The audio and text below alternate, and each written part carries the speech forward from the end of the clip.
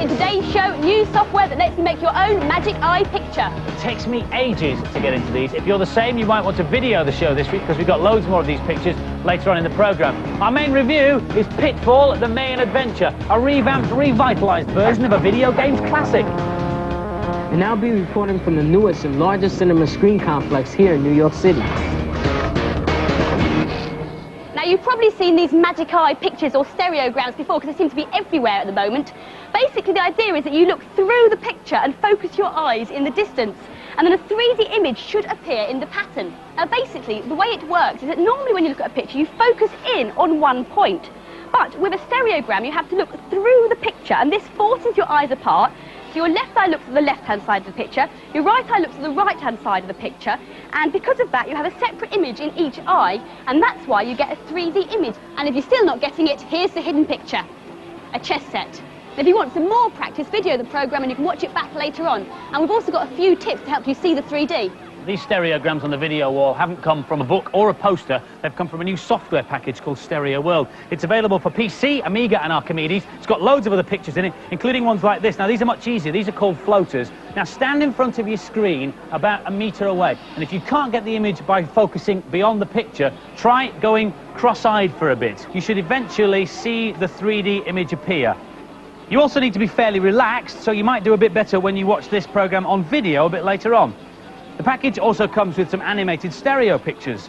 This one's a head which turns from left to right, and this one's a bike which morphs into a car and back into a bike again.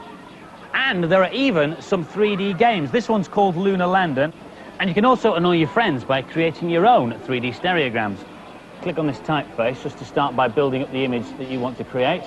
Put a B in there, and an A in here, and a D in there. No prizes for guessing what I'm going to spell. There are also some objects that you can use.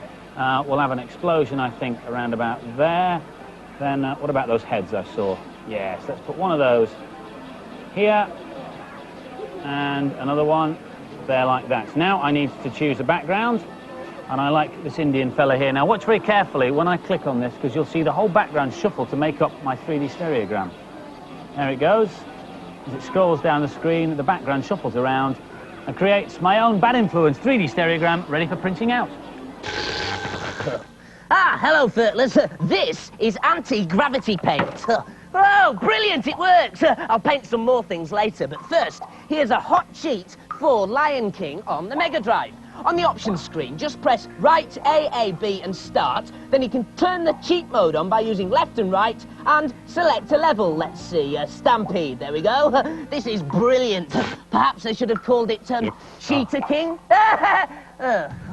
Anyway, there we go, Stampede. And now for another anti-gravity experiment. Oh no, I've got some paint on my fingers. Yep, I've got it. I can really see it. That's amazing. Violet, you had it upside down. Our main review this week is Pitfall: The Mayan Adventure on the SNES, a re-release of an old Atari classic. This is what it looked like back in 1982, and the original actually appears as a level in the new game. Pitfall 1994 style stars Harry Jr., son of the first Pitfall hero. His mission is to save his father, who's been kidnapped by an evil Mayan spirit. Here's Sahel. This game was worth bringing back from the dead, but it still needs emergency surgery. The animation's outstanding, but there's only 8 levels and many of them look the same. The main sprite, Harry Jr., has incredibly fluid movements, and overall the animation in the game's excellent. What you have to do here is jump on the crocodiles' heads and the lilies to make your way over the river. The sound's crisp and really adds to the enjoyment of the gameplay. One thing I have to say though is that once you've played this bit over and figured out what to do, you just won't want to play it again. It's not really a game you want to keep coming back to. Some of the puzzles in this game are rather tricky. Here I'm trapped in an area, and to escape I have to pull a sequence of levers. That's the first one. Just jump over here and go through here. To find another lever which opens a trap door below. The first time you see this, it's really interesting and poses a challenge, but the second and third time, it's just a bore. It's got some good touches, but not enough interesting gameplay to make it a SNES classic. The sound is quite outstanding on this game. It gives you a real sense of actually being there. Indiana Jones, eat your heart out. This is action-packed stuff. And the scores. Pitfall, the Mayan Adventure, gets an average 3 from the boys and a golden oldie 4 from the girls. So, mixed feelings there about Pitfall. Now, one of the best things about being on Bad Influence is that you get to play games on the big screen. We use what is known as a back projection unit, which incorporates an extra special bright screen and a massive projector, which is kept behind the scenes here. Now, the reason it's so huge is because it houses an ultra big and powerful lamp and an ultra powerful lens, so you get an extra bright beam, so you get a clear picture. Now, if you fancy one of these set up in your living room, you better start saving now, because it costs an ultra £35,000. This one is a lot smaller, and it'll take you considerably less time to save up for one of these. It's a home unit costing about £700. Now, to demo it properly, I need something close and bright. So, Andy? Yeah? Can you come and stand there a second, please? Sure. I've just, Sorry. It's a lovely home you have, Violet. Oh, thank you. Turn the lights down. And I'm going to borrow your chest to have a look. And there you go. Pitfall as played on Andy's chest. Thanks, Andy. You're dismissed. I'll call you if I want anything else. All right. Okay, bye then. Now, obviously, it's really intended to be projected onto a wall, but it's not so easy for the camera to see it then. You can use it for videos or TV programmes. And for all you techies out there, it uses a transparent liquid crystal display and can project a picture of up to 5 feet wide. Now, where's my popcorn? Andy? Still in the shop, Violet. Right, from big video screens to gigantic cinema screens. Last month, Z Wright hopped on the Staten Island ferry to downtown Manhattan to check out the latest, largest and loudest cinema in America. At least it will be if they ever get it finished in time. Violet, get out of there! Sorry about that. Z Wright. Welcome to the Big Apple, New York City and my hometown. It's a 24-hour city, and no one here can say there's nowhere to go. There aren't many more famous streets than this, Broadway in the heart of Manhattan. The name Broadway conjures up all that's hot in the world of entertainment here in New York City. And it's here on Broadway that Japanese media giant Sony is putting the finishing touches to a massive new entertainment center, which is opening in November. The centerpiece of this entertainment honeypot is the IMAX Cinema, which seats over 800 people and will have the latest in sound and picture technology. This is the smallest professional film format, 16mm, used for some TV programs. Next up is this, 35mm, used for regular run-of-the-mill movies. And this is 70mm, used for blockbusters like Star Wars and Terminator 2. But it's still not big enough to fill a screen 8 stories high. They didn't want to invent a new film size because that would have been very expensive. Instead, they had a clever idea and turned the 70mm film sideways. But that gave them a problem with the projector, because with a larger film size, the film kept breaking because of the speed of the film and the fact that it stops and starts 24 times a second. The IMAX engineers came up with this monster, the IMAX projector. It's a completely different way of projecting movies, using a rolling loop. The technology was designed in 1967, and since then, IMAX have installed over 100 screens around the world.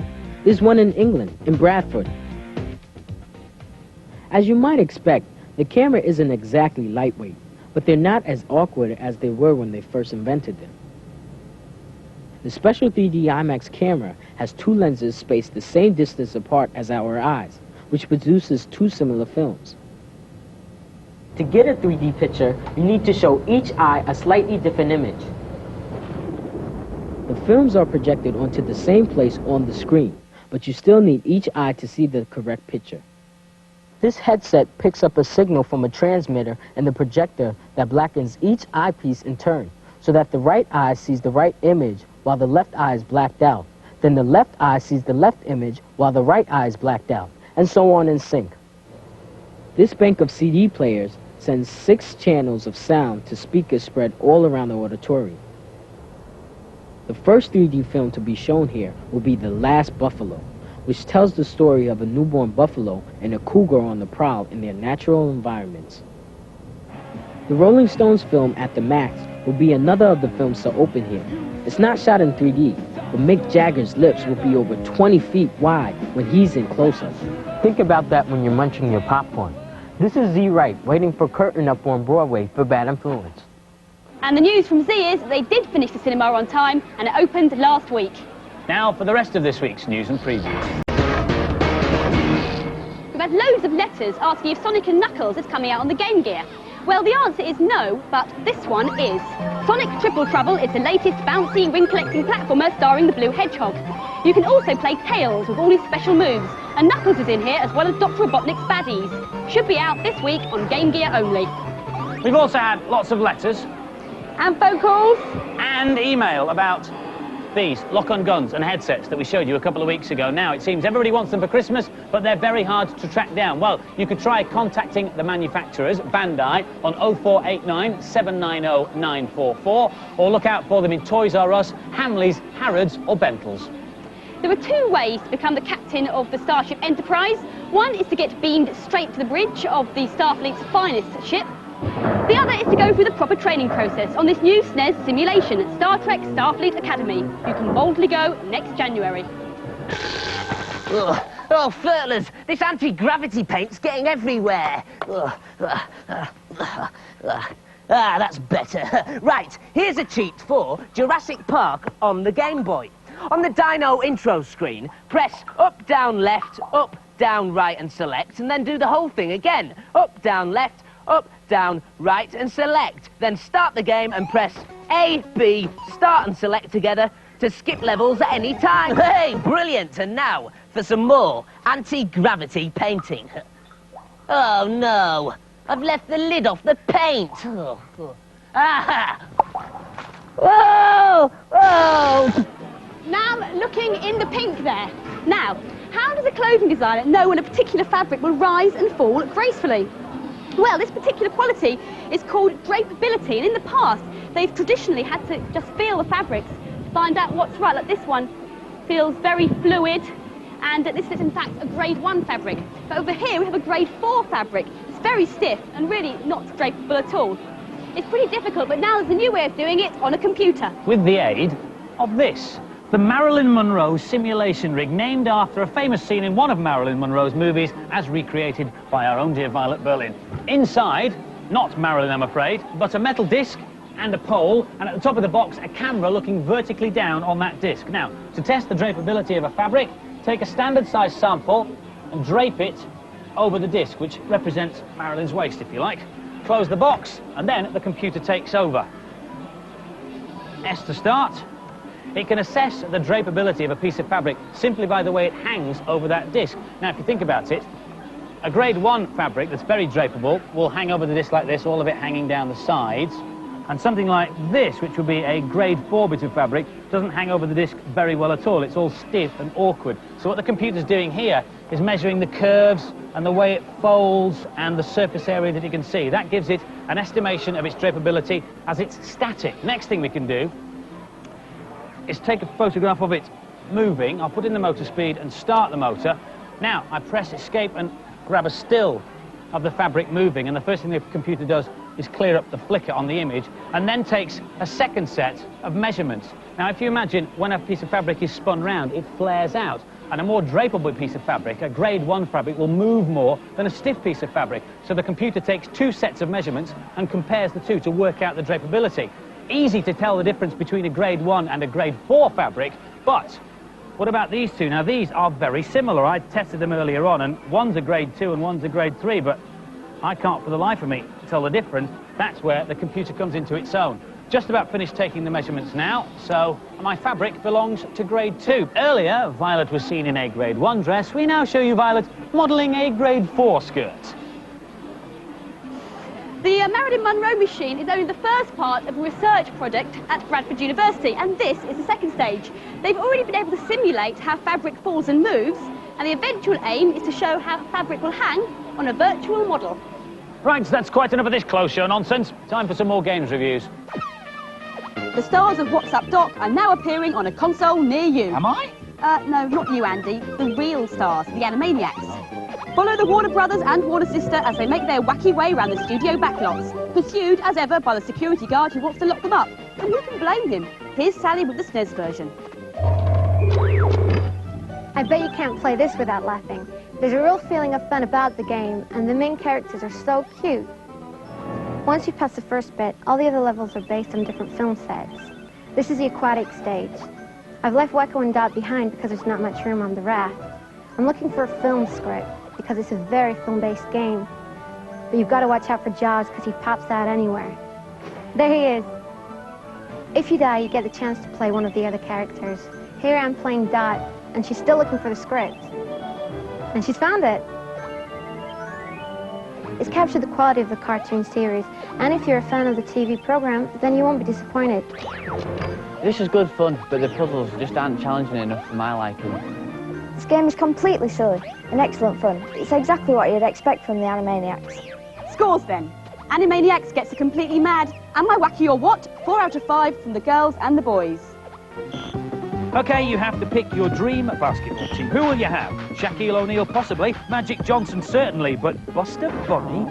Buster and the rest of the Tiny Toons characters are now starring in their very own sports extravaganza on the Mega Drive, which also includes 10-pin bowling, an obstacle course, and this football game. Here's Angela. This is my kind of sports game. I wouldn't be bothered with a sports sim, but I found this really playable because of all the cartoon characters. All the characters have their special skills, like Dizzy Devil there spinning around.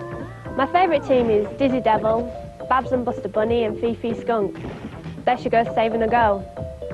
There's loads of humour in the game. The only drawback is that the characters are really hard to control because of all the action going on. This game's definitely got the fun factor. If you're into slapstick humour, then you'll love this. This is the height of sadness. If you want a sports game, get NBA Jam or FIFA Soccer. Don't waste your money on this. This didn't grab me at all. I mean, why are Tiny Toons playing basketball? Cartoon fans love it, but sports purists are horrified. Tiny Toons Adventure Acme All-Stars gets a 4 from the girls, but a mean old 2 from the boys. Oh, phew, Thurtlers. That was a narrow escape. I almost got trapped on the ceiling. It's taken me till now to crawl down the walls and nail my feet to the floor. I'll just do this last cheat for you and then I'll try and clean up a bit. It's for Street Fighter 2 Turbo on the SNES, and it's a handy way of changing your joypad controls before a match without having to wade through all the menus. Just choose a player in the normal way, then press and hold down Select until a secret configuration menu appears, letting you change the controls. There you go. Now I'll just see how to clean all this stuff off. Oh, wait a minute, what's this? Warning, the anti-gravity effects of Dolox paint wear off in approximately 17 minutes. Oh no. And remember, don't try that at home. Last week's competition prize was a Pentium PC and a copy of the game Magic Carpet. We asked you, apart from Z, how many people have walked on the moon? The answer is 12, and as you might expect, we had an incredible response. In fact, over 40,000 people rang in, and all their names went into the computerised bad influence bucket, but the lucky winner is Jenny Holmes from Liverpool. Well done, excellent prize. 10 runners up, get bad influence t-shirts. This week's competition prize is one of these nifty little Marantz projectors, which you can also use to show TV programmes and videos, as well as computer games. The question is, which city has the only IMAX cinema in Britain? Which city has the only IMAX cinema in Britain? If you know, call us with your answer on 0891 555 999. The call will cost you no more than 25p. Lines will stay up until midnight on Monday, but do please get permission from whoever pays the phone bill before you dial, because as we always say, you can't win if you don't get permission, and we always check. Right, that's it for this week. Hope you enjoyed the programme. Next week, amongst other things, we look at the latest add-on for the Mega Drive, the 32X, and review one of the games for it, Star Wars Arcade. Here's a sneak preview in the credits. See you next week. Bye-bye. See ya.